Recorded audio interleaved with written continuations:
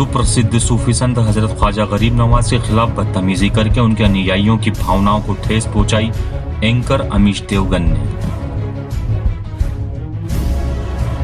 Anchor Amish Devgan वो शख्स है जो खुद की और अपने चैनल की टीआरपी बढ़ाने के चक्कर में किस हद तक भी गिर सकता है। इस बार वो ख्वाजा गरीब नवाज की शान में गुस्ताखी कर बैठा है। अगर हम बड़े से बड़े पंडित, पीर, फकीर, ज्ञानी या विद्वान की बात करें जिन्होंने अपनी कड़ी तपस्या से अध्यात्म से ऊपर वाले का मोक्ष बोले तो कुर्ब हासिल किया है, वो भी सिर्फ शायद 1% ही गरीब नवाज के मर्तबे को जान पाते होंगे।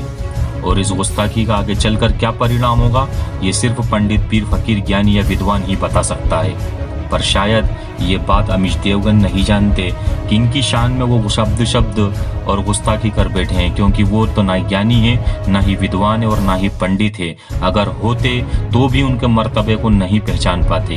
ख्वाजा गरीब नवाज के दर से हिंदू, मुस्लिम, सिख, ईसाई हर धर्म के लोगों ने अपनी मुरादें पाई है। यही कारण है कि उन्हें पूरी दुनिया में हिंदल वली ख्वाजा मोइनुद्दीन अजमेरी कहा जाता है। अब देखने वाली बात ये होगी कि जिन लोगों ने अपने मन की मुरादें ख्वाजा गरीब नवाज के दर से पाई है वो अमीश देवगन के खिलाफ क्या मोर्चा खोलते हैं और फिर क्या प्रतिक्रिया देते हैं। जो लोग नहीं जानते कि अमीश देवगन कौन है उन लोगों को मैं बताता चलूं कि अक्सर चिल्ला कर अपनी बात एक टीवी चैनल के माध्यम से लोगों तक पहुंचाने में माहिर अमीश देवगन बेहद प्रोफेशनल जबानी किलर है। ये शख्स अपनी जबान से जहर उगलता है और ये जहर अगर किसी पर पड़ जाए तो इंसानियत और जज्बातों की हत्या होने में समय नहीं लगता। और जानकारों का कहना है कि इससे दूर रहना ही इसके बचाव का उपाय है। जहां लोकतंत्र का चौथा स्तंभ जिसे मीडिया कहा जाता है वहां ऐसे किसी भी व्यक्ति के लिए जगह नहीं है जो धर्म, जाति, भेदभाव जैसी चीजों को बढ़ावा देता हो। लोकतंत्र में मीडिया के भी अपने कुछ दायरे हैं। उन दायरों में रहकर ही आप अपनी जबान का इस्तेमाल कर सकते हैं। हर एक इंसान सिर्फ अपनी वाहवाही चाहता है। अमीश देवगन और उन जैसे तमाम एंकरों ने अपनी वाहवाही के चक्कर में लोकतंत्र के इस हिस्से को भी दागदार कर दिया है।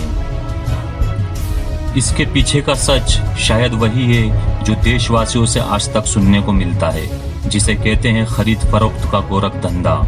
यहाँ मुझे सलमान खान की पिक्चर की एक लाइन याद आती है जिस पिक्चर का नाम है वांटेड।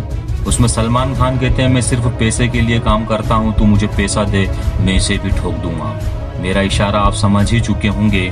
आजकल जबान चलाने की सुपारी बढ़ रही है। जिसकी जबान जितनी तेज चलेगी, जिसकी जबान सबसे ज्यादा जहर फैलाएगी, जिसकी जबान सबसे ज्यादा हिंदू मुस्लिम चिल्लाएगी वो सर्वश्रेष्ठ एंकर कहलाएगा।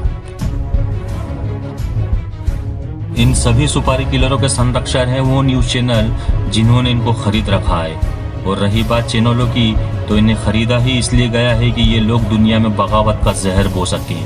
कुछ चैनलों के मालिक तो बीजेपी के सांसद और मंत्री ही हैं, तो जाहिर सी बात है इन चैनलों से वफा की उम्मीद नहीं की जा सकती। मैं आपको बता दूं, दरअसल जब जिस चैनल की टीआरपी गिरती है उसको उठाने के लिए टीवी एंकर जानबूझकर ऐसी बातों का इस्तेमाल करते हैं जिससे जनता का ध्यान उनकी ओर आकर्षित हो सके और लोग ज्यादा से ज्यादा इन लोगों के चैनलों को आंखें गाड़ कर देख सकें।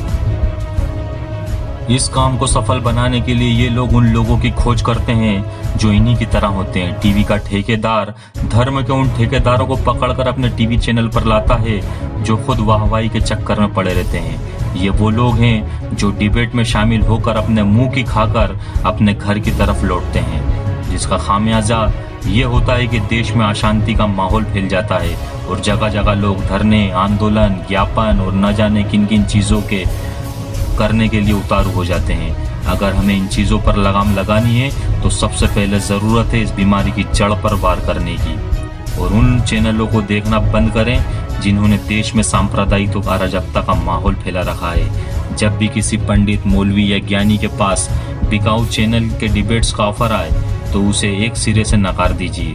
और अगर डिबेट का इतना ही शौक है तो उन चैनल्स पर जाइए जिन्होंने सच में लोकतंत्र के चौथे स्तंभ यानी जिसे हम मीडिया कहते हैं आज तक उनकी लाज बचा रखी है। मैं भी लोकतंत्र का चौथा स्तंभ मीडिया का हिस्सा हूँ, पर इसके माध्यम से जिन लोगों ने इसे कलंकित किया है, इसके कलंकित करने वाले हर पत्रकार से मुझे एतराज है, जिसके विरोध में मैं हमेशा खड़ा रहूंगा। जय हिंद, हिंदुस्तान जिंदाबाद।